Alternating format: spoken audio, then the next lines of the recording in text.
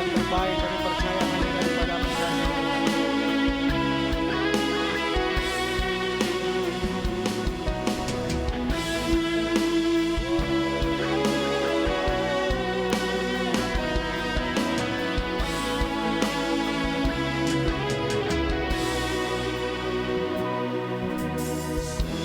Setiamu Tuhan tak pernah berubah, tak terukur kebaikan-Mu, Kau yang peliharaku. Lihat dipenuhi kemurahan-Mu. Oh, ku bersyukur kepadamu, Bapa, Kau baik, selalu baik. Ku kagum akan kasih-Mu, Kau mengerjakan yang terbaik di hidupku.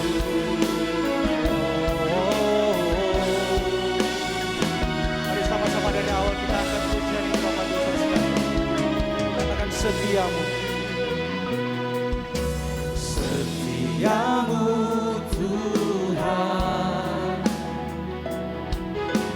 tak pernah berubah, tak terukur kebaikan-Mu, Kau yang peliharaku. Lihat hidupku dipenuhi kemurahan-Mu.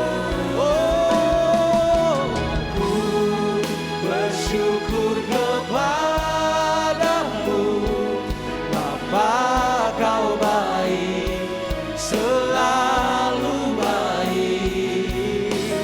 Ku kagum akan kasih-Mu, Kau saya undang kita semua untuk bangkit berdiri, kita angkat pujian ini. Dan ku bersyukur kepadamu, Bapa, Kau baik, selalu baik.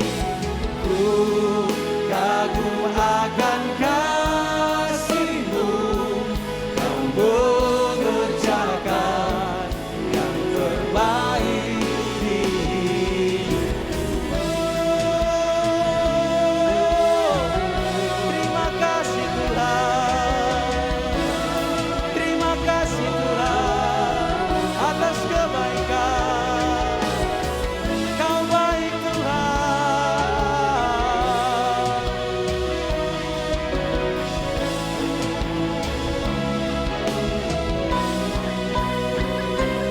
Dan ku bersyukur kepadamu, Bapa, Kau baik, selalu baik. Ku kagum akan kasih-Mu, Kau mengerjakan yang terbaik. Mari Bapak Ibu angkat pujian, katakan bersyukur. Ku bersyukur kepadamu, Bapa, Kau baik, selalu baik. Ku kagum akan kasih-Mu, Kau mengerjakan. Angkat suara Bapak Ibu sekalian, katakan dengan hati yang bersyukur, katakan. Ku bersyukur kepadamu, Bapa, Kau always good in every season. Di dalam lembah maupun di atas gunung kami percaya Kau baik Tuhan. Kagum akan kasih-Mu, Kau mengerjakan yang terbaik di hidupku. Bersyukur kepadamu Bapa, kau baik, selalu baik. Ku kagum akan kasih-Mu, kau mengerjakan yang terbaik di hidupku. Kami bersyukur kami ada dalam bulan Juli yang luar biasa Tuhan. Mari saudara, kita mau bersyukur untuk bulan baru yang Tuhan sudah siapkan buat hidup kita saudara. Mari 1 menit ini kita mau datang sama Tuhan. Tuhan, terima kasih Tuhan. Kalau kami ada di bulan yang luar biasa Tuhan. Perkatakan hal yang baik saudara buat bulan ini saudara. Perkatakan hal yang baik buat bulan ini saudara. Perkatakan hal-hal yang firman Tuhan buat bahwa engkau akan diberkati, engkau akan disertai Tuhan. Kami mau katakan Bapak bahwa bulan ini akan menjadi yang terbaik dalam hidup kami Tuhan. Karena kami bersyukur kepadamu, engkau masih menyertai kami Tuhan. Engkau masih meneguhkan kami Tuhan. Terima kasih Tuhan, terima kasih Tuhan, terima kasih Tuhan. Hari ini Bapak, berapa menit ke depan pada waktu hamba mau berbicara Tuhan, izinkan Tuhan. Sekali lagi izinkan kasih setia Tuhan menyertai kami Tuhan, meneguhkan kami Tuhan. Izinkan Tuhan. Kami percaya bahwa Tuhan benar-benar Tuhan yang bertahta, Tuhan sendiri yang memanifestasikan kasih-Mu bagi setiap kami. Terima kasih Bapak, di dalam nama Tuhan Yesus. Amin. Terima kasih worship team yang luar biasa. Kita beri tepuk tangan dong buat worshiper kita yang luar biasa. Amin. Saudara, terima kasih untuk kesempatan sekali lagi yang diberikan buat saya. Tadi saya kebanggaan saudara di recognize oleh wakil gembala kita Pastor Carlo. Izin hari ini sama mungkin minggu depan Pastor Chandra tidak bisa hadir, tempatkan lagi pelayanan di Jakarta ya. Betul Pastor Carlo ya? Nah, saudara, saya sekali lagi, kenapa saya bilang, ini Bapak Gustaf gitu PDP, enggak apa sebagainya. Tapi yakinlah saudara, setiap kita tanpa terkecuali saudara. Kalau saudara diberi kesempatan untuk mengambil bagian ini saudara. Di depan kita, saya nggak tahu mungkin nanti ada Dennis nanti kan, ada Heidi di sana. Setahun lagi mungkin Heidi akan berdiri di tempat ini begitu. Amin. Setiap kita akan ada kesempatan-kesempatan baru yang Tuhan persembahkan. Amin. Saudara, pastoral izin saya buka masker. Oke, terima kasih. Saudaraku, kita masuk dalam bulan di mana tema besar kita tentang endurance saudara, tentang daya tahan saudara.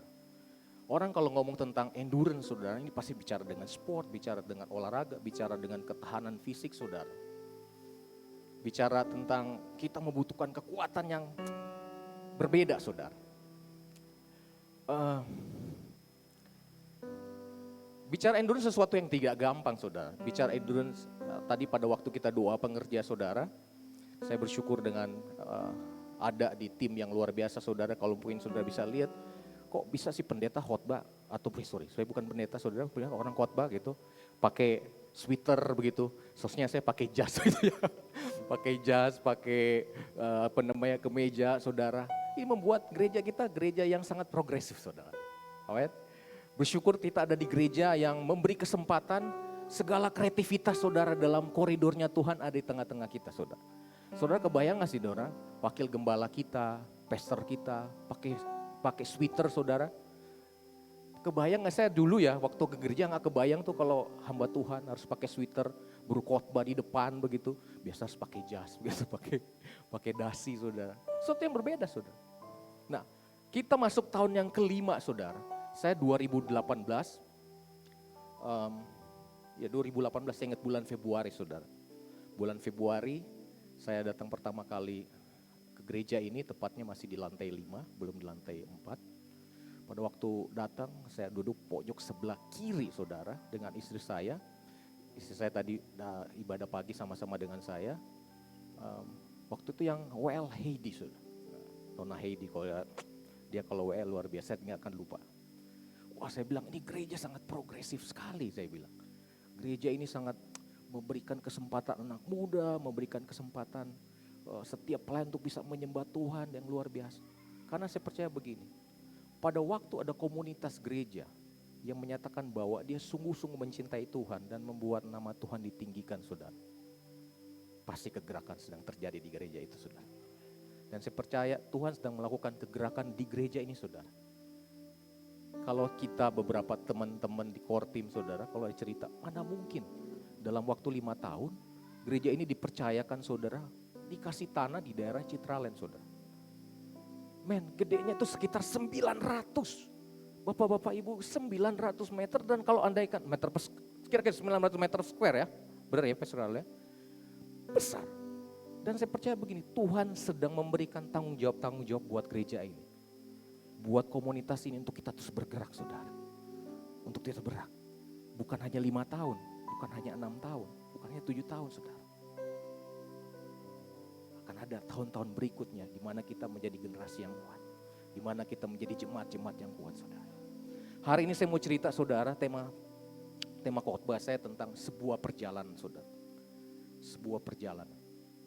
Kalau orang berbicara tentang perjalanan, kalau perjalanan kadang menyenangkan, kadang tidak menyenangkan. Kalau andaikan kita lagi jalan-jalan, banyak ke Gunung Tumpah, ke Danau Linau, sesuatu yang mungkin sangat menyenangkan. Wah, menyenangkan, saudara. Cuma kadang, saudara, kita mengalami perjalanan mungkin kurang menyenangkan, saudara.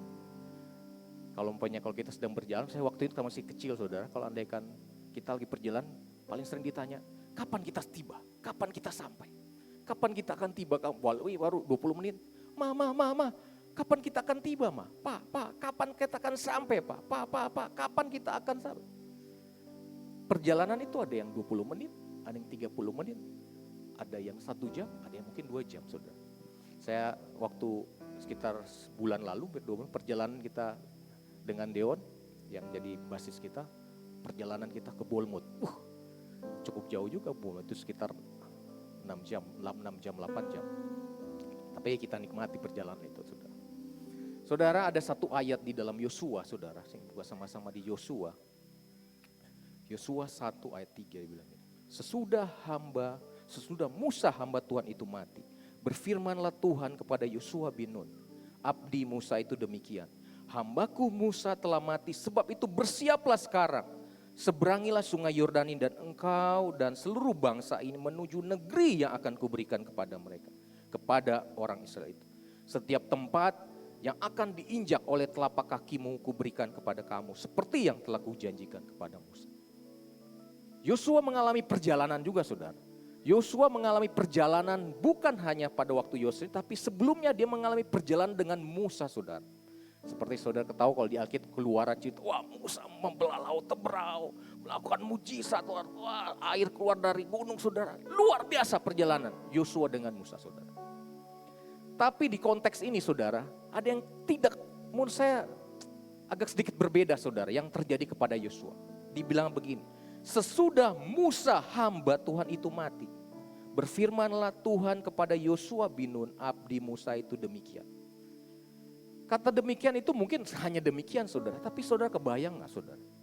Kalau andaikan biasanya Yosua berada sama-sama dengan Musa, dan hari itu saudara, pada waktu Yosua sudah pass away. Pada waktu Musa sudah pass away, yang ada tinggal ada namanya Yosua. Yosua biasa kalau umpamanya lagi berjalan dengan Musa, mereka mungkin bisa konseling gitu mungkin. Pak, ini apa yang harus saya lakukan ke depan? Mungkin Yosua akan mendapat arahan dari Musa. Karena kenapa? Pada waktu itu Musa masih ada. Dan dikatakan pada waktu Musa sudah nggak ada, yang terjadi adalah Yosua tinggal sendiri, saudara. Yosua diberi kasih untuk bisa melanjutkan estafet daripada kepemimpinan Musa, saudara. Yosua diberikan estafet kepemimpinan, estafet panggilan yang diberikan Musa kepada Yosua, saudara. Orang bilang, wah memimpin itu enak. Hari ini saya jujur, saya hampir setiap hari ketemu Pastor Chandra. Pada waktu Pastor Chandra 2 minggu gak datang, kita bingung juga, saudara. Saya pribadi ya, ini Pastor kalau biasa kalau ada Pastor ini khotbahnya sesuai atau enggak ini. Saya WA dia, mungkin dia juga lagi persiapan khotbah, jadi saya mau WA siapa gitu. Pada waktu ada tongkat estafet saudara. Mungkin next slide, boleh? Oke, pada waktu estafet panggilan itu, namanya Yosua itu mengalami tekanan bangsa Israel saudara. Kebayang gak dulu kalau andaikan Musa yang memimpin, sekarang, hei siapa itu Yosua? Mungkin kalau saudara lihat saya, hei siapa itu Agusta? Biasa mungkin Pastor Chandra sama itu kan. Pastor Carlo di sini. Siapa itu Yosua? Yosua mengalami namanya tekanan bangsa Israel saudara. Perjalanan Yosua baru pertama sudah mengalami tekanan saudara. Dan bukan hanya tekanan banget, tapi Yosua mengalami tekanan kepemimpinan saudara. Nah, di Grow Center saudara, kita ada namanya core team saudara. Core team ini mungkin kurang dari 20 orang.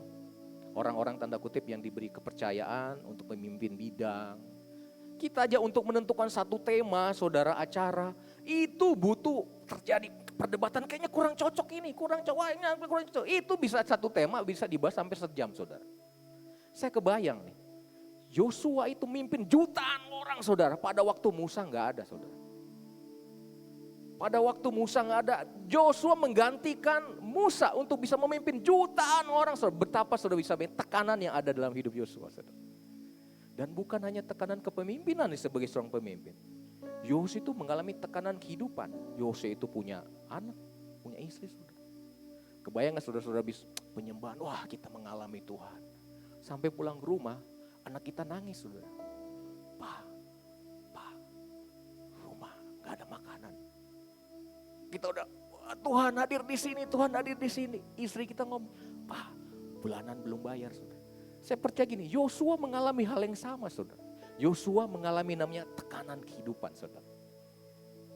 Yosua pada waktu mengalami estafet panggilan ini, saudara, dia masuk dalam 3 fase, saudara. 3 fase ini kita sebut fase normal, saudara. Kalau normal masih ada Musa, everything's okay, saudara. Ada apa-apa, Pak Musa. Apa yang saya harus buat? Normal saudara. Tapi ada fase kedua namanya turbulence saudara. Saya percaya kalau andaikan saudara naik pesawat mendengar kata turbulence sesuatu yang tidak menyenangkan. Apalagi bunyi dari ruang pilot. Bunyinya deng atau bagaimana gitu. Dia bisa menggambarkan begitu. Tiba-tiba ini dari ruangan pilot. Kita memasuki cuaca yang kurang menyenangkan. Aduh, mules saudara. Bukan soal dengar suaranya pilotnya, mulesnya itu saudara. Cuaca yang kurang menyenangkan. Kalau kita terbang naik pesawat saudara, ini ada 1 minggu hari Kamis nanti ada sekitar 5 orang teman-teman dari generasi akan berangkat ke Jakarta saudara. Kita mau support mereka akan ikut satu konferensi generasi muda, kesempatan buat anak muda saudara. Kita berdoa mereka tidak mengalami turbulence saudara. Kalau kanan kirinya pemandangannya indah, kita lihat ini di bawahnya Kalimantan, ya kan. Kita aja kita lihat kanan kirinya, enak gitu. Karena cuacanya cerah. Karena turbulence yang paling mengerikan adalah pada waktu kita di awan, lihat kiri kanannya cuma awan putih. Tiba, yang terjadi pada waktu saya naik pesawat saudara, saya tuh masuk orang yang cukup nggak berani juga, juga kan. Pesawat saudara, pada waktu saya ekspresi pertama saya pegang kursi. Saya pikir apa hubungannya juga pegang kursi, kalau jatuh ya jatuh aja begitu kan, nggak ada hubungan sama sekali. Saudara. Tapi posisi turbulence itu yang terjadi, yang dialami oleh Yosua ini bukan hanya seperti turbulence pesawat saudara. Deg. Apalagi udah saya sedikit akhirnya landing. Bayangin, Musa sudah gak ada, dia harus menggantikan Musa itu bertahun-tahun. Dia akan mengalami namanya turbulence kehidupan saudara. Dan bukan hanya itu, posisi yang lebih parah namanya emergency saudara. Sekitar tahun lalu saudara, ayah saya sekarang sudah almarhum, dalam keadaan baik, tiba-tiba dia terdiagnosis penyakit kanker saudara. Saya bisa melihat raut wajahnya dia dalam keadaannya happy, tiba-tiba dia bilang, Papa kena kanker. Teng, itu bukan turbulence lagi Pak, itu emergency saudara. Fase di mana kita membutuhkan Tuhan saudara. Yosua pada waktu mengalami ini Tuhan, ia mengalami bukan hanya normal yang biasa, dia masuk turbulence, dia waktu emergency.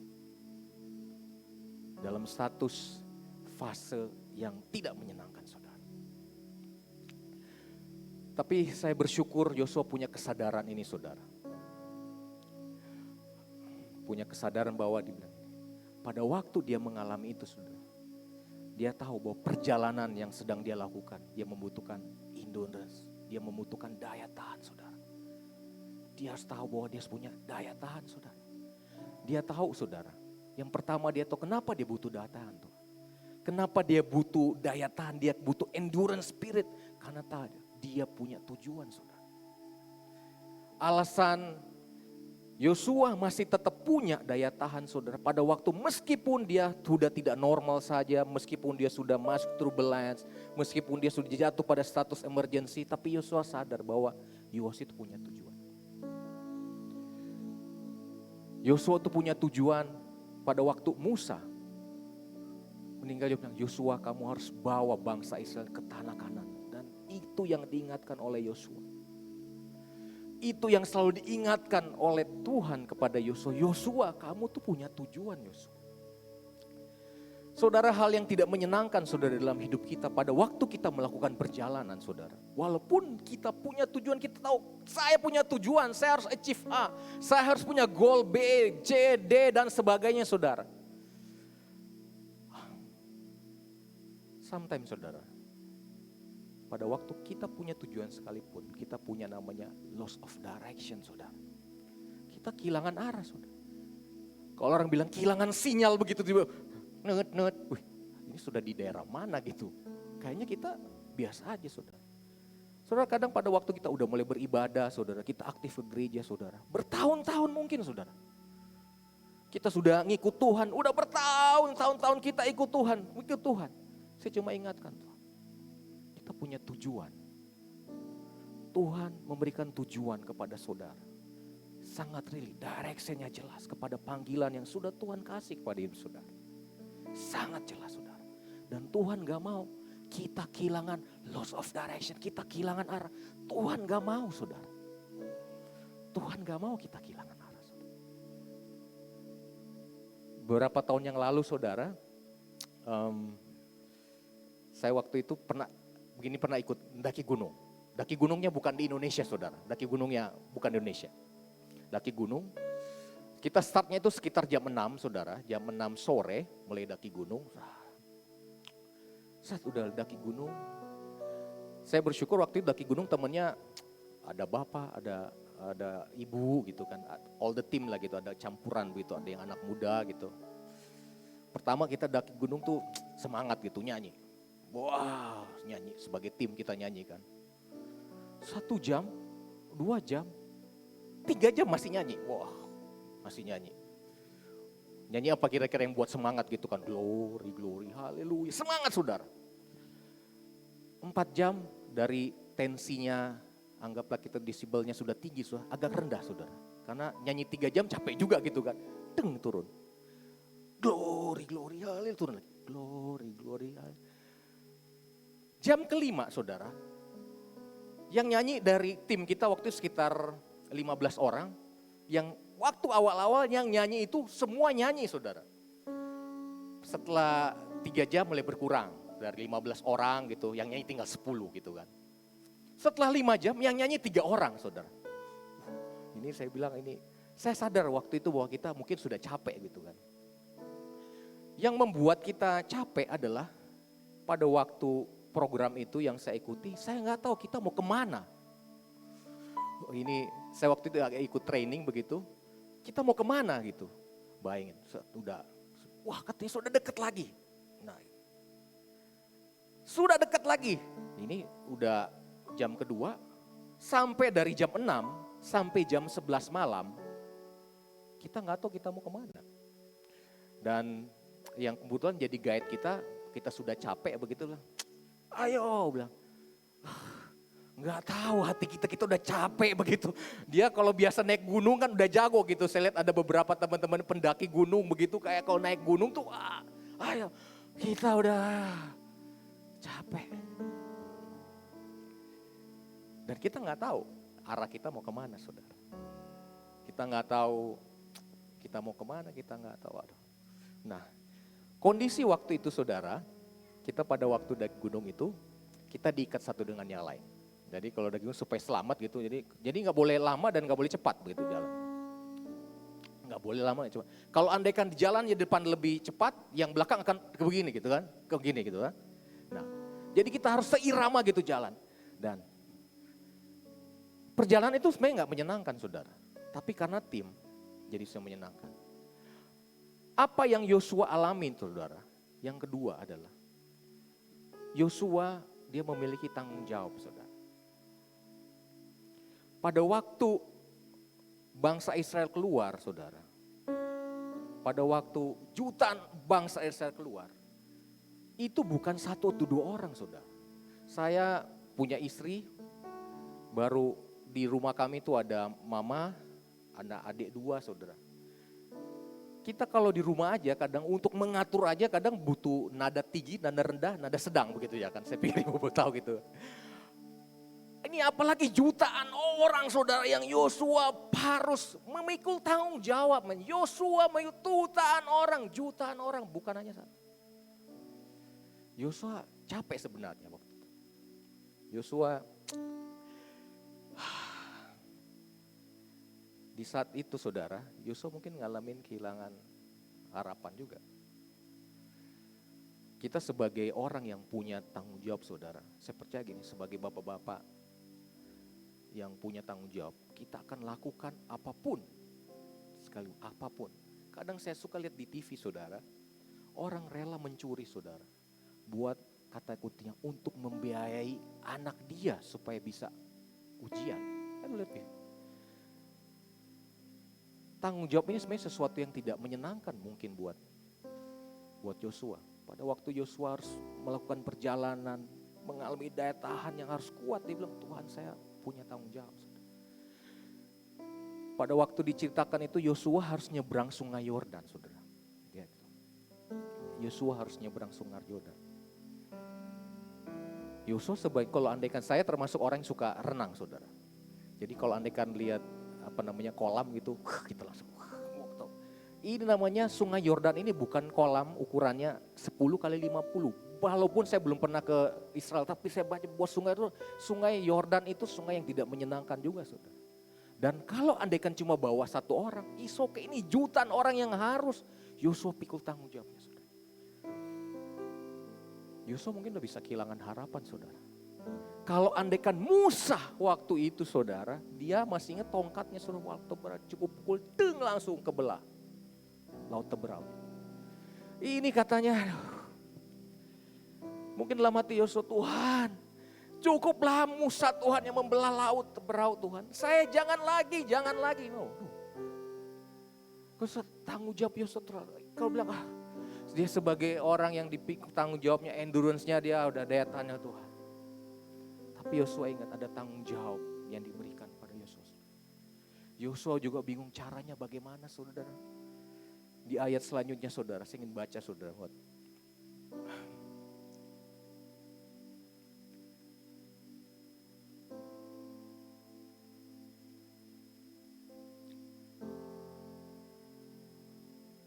Matius 7 ayat 7 sampai 8. Mintalah akan diberikan kepadamu.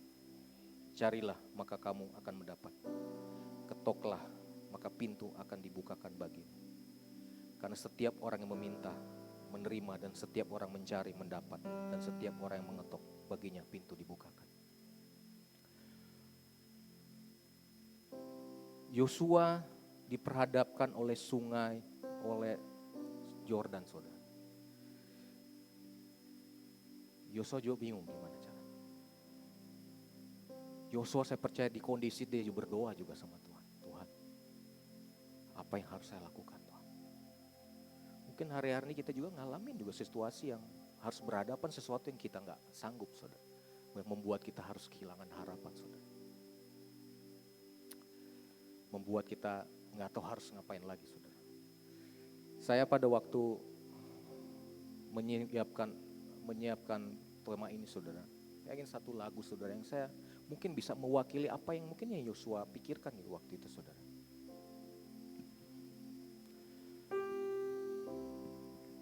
Saya minta bantuan kalerinya. Ada satu lagu yang mungkin bisa memberkati kita saudara. Segala perkaraku ku serahkan padamu, Allah pembelaku. Mari kita nyanyikan lagu ini. Segala kuatirku Yosua mungkin khawatir, saudara. ku taruh di kakimu, Allah pemeliharaku. Bila kau yang membuka pintu, tak ada yang satu pun dapat menutupnya. Bila kau yang mengangkat aku, tiada yang dapat merendahkanku. Saudara, pada waktu Yosua dia ada di pinggir Yordan, mungkin dia bilang, Tuhan, cuma tahu-tahu. Dia bilang pada waktu dia mau cari Tuhan, maka pintu akan dibukakan, saudara. Pada waktu kita mengetok, saudara. Ayat aslinya bukan hanya sekali kalau kita mengetok pintu, saudara, bukan hanya sekali. Bukan begitu, saudara. Kita akan mengetok. Kalau andaikan belum kedengaran, saudara, ketok lebih kuat lagi. Ini yang kita ketok Tuhan, saudara. Dan mungkin Yosua akan teriak, Tuhan. Tapi ada. Pada waktu dia bilang begini, karena Yosua saking takutnya, saudara. Saya juga kadang heran, apakah waktu itu Yosua nggak dipercayakan tongkat Musa waktu itu. Soalnya tongkat yang dipakai oleh Musa itu untuk bisa membelah laut pun bisa dikasih. Pada waktu di ayat ini nggak dikasih tahu, saudara. Ayat ini nggak dikasih tahu, saudara. Di Yosua 3 ayat 6 sampai 7, saudara. Dia yang begini. Dan kepada para imam itu Yosua berkata demikian, angkatlah tabut perjanjian, menyeberanglah di depan bangsa. Maka mengangkat tabut perjanjian dan berjalan di depan bangsa itu. Dan Tuhan berfirman pada Yosua, pada hari ini aku mulai membesarkan namamu di mata seluruh orang Israel. Supaya mereka tahu bahwa seperti dahulu aku menyertai Musa. Demikian aku menyertai engkau. Amin. Kalau dulu Musa juga disertai, hari itu juga Yosua yakin saya pasti disertai oleh Tuhan, saudara.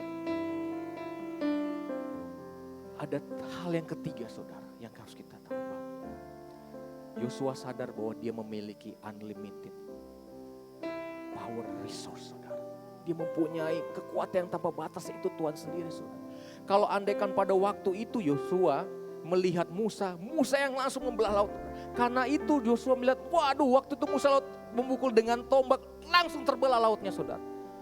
Yosua udah gak berani itu, saudara. Yosua bilang, bawa tabut perjanjian. Bawa tabut perjanjian. Karena Yosua tahu, Tuhan saya udah gak sanggup, Tuhan saya gak sanggup. Karena saya udah melakukan perjalanan bukan hanya 1 tahun, 2 tahun, 3 tahun. Kalau saya mengalami hal ini lagi, Tuhan saya gak sanggup, Tuhan. Kenapa? Karena Yosua tahu itu bukan kekuatan dia. Itu bukan kekuatan dia. Sembari lagu ini dimainkan, saudara, saya mau cerita di tahun 1977, saudara. Saya ingin mau tutup dengan cerita ini, saudara. 1977. Ada, boleh? 1977, saudara, ada satu toko, saudara. Kalau umpamanya saudara tahu yang suka lari, itu namanya Boston Marathon, saudara. Boston Marathon. Nah, di Boston Marathon itu, saudara, orang berlomba-lomba habis-habisan untuk ikut lomba begitu, saudara. Nah, di tahun 1977, saudara, ada satu orang tua namanya Dick Hoyt. Dick Hoyt, saudara. Dia mempunyai anak, ini namanya Rick Hoyt, saudara. Tahun 1977 itu, saudara, anaknya dia mengalami palsi, saudara. Penyakit palsi seperti itu, saudara. Sehingga kali anaknya itu nggak bisa berjalan dan bisa ngapa-ngapain, saudara. Pada waktu anaknya umur 15 tahun di tahun 1977, saudara, anak ini terinspirasi dengan maraton, saudara. Dan dia cuma permintaan satu, saudara, kepada bapaknya Dick Hoyt, saudara. Dia bilang, Pak, mau nggak Papa ajak saya berlari?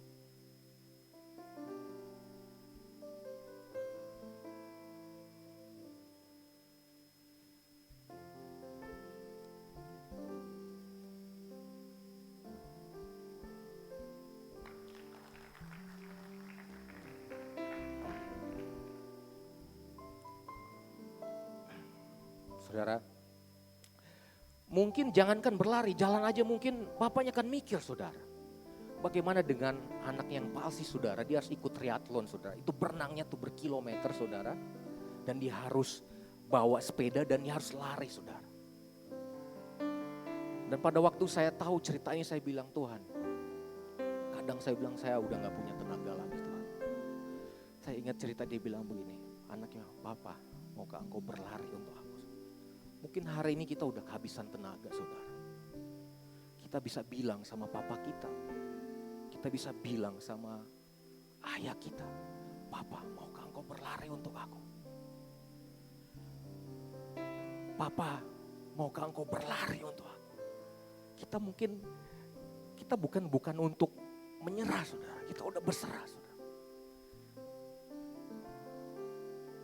Dan di Kuwait ini saudara menjadi legend saudara. Bahkan dibuatkan monumen dia tahun 2021 dia meninggal dengan usia 80 tahun saudara. Tapi kisahnya memberi inspirasi kepada banyak orang. Kisahnya memberi inspirasi banyak orang. Saudara, kalau engkau sudah melalui Kristen mungkin udah berpuluh-puluh tahun saudara.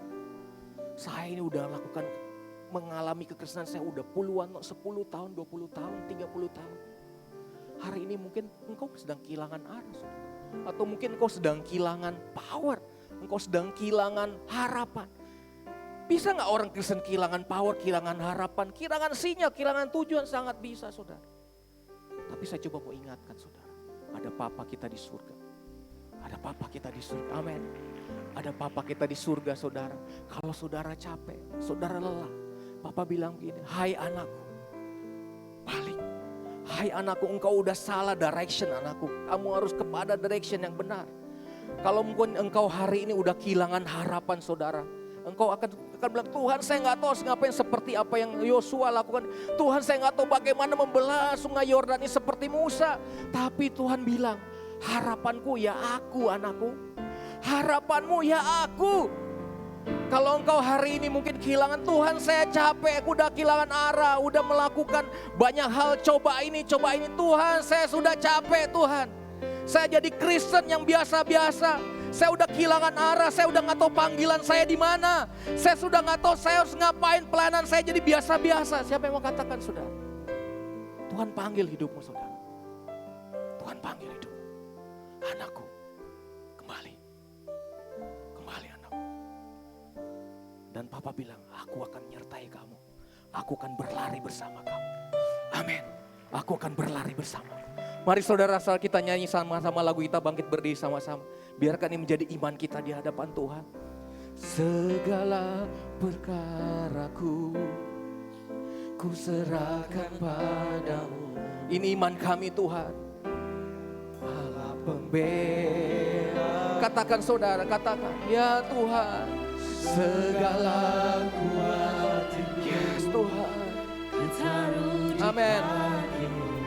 Ini iman kami Tuhan. Allah pemeliharaku ya Tuhan. Bila Kau yang membuka pintu. Apapun yang menjadi masalahmu hari-hari. Mungkin kau kehilangan arah. Kau kehilangan harapan. Bahkan kau kehilangan tenaga sekalipun. Tuhan ada buat hidup kita. Tuhan ada buat hidup kita. Ya. Tiada yang dapat meredakanku. Amin. Ini katakan. Bila Kau yang membuka pintu, tak ada satupun yang dapat menutup. Kalau engkau membutuhkan Tuhan, angkat tanganmu, katakan berserah sama Tuhan. Tuhan, kami mau berserah kepadamu Tuhan. Engkaulah pintu kami ya Allah, bukan yang lain Tuhan. Kalau kami mungkin sedang mengalami direndahkan Tuhan, Tuhan yang mengangkat kami. Tuhan yang mengangkat kami. Tuhan yang mengangkat kami. Bila Kau yang membuka pintu, tak ada yang dapat menutupnya. Ini iman kami ya Allah.